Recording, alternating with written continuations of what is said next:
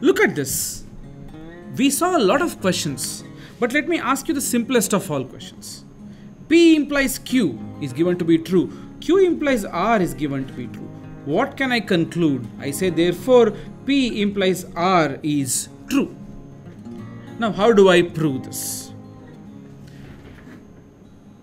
I can prove it by the following. P implies R becomes false when P is 1 and R is 0. Let me force this here. When P is 1, Q becomes 1. Obviously. Q becomes 1 means R becomes 1. You cannot have R to be 0. And therefore P implies R is true given these two statements. Okay. So now, this is called the law of syllogism. Something as basic as this has a name, and you are supposed to remember this. If you are part of some discrete math examination, you are supposed to know this particular law. If you are asked to state it, you may have to state it. Right?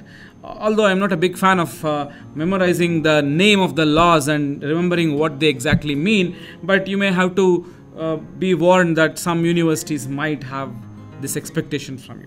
Anyways, there are many such laws, pretty straightforward ones, and here we are flashing all of them. As you can see, most of them are quite straightforward. If you look at modus ponens, also called the rule of detachment, it simply says P is true, P implies Q is true, therefore Q is true. You see, we have seen a lot of questions.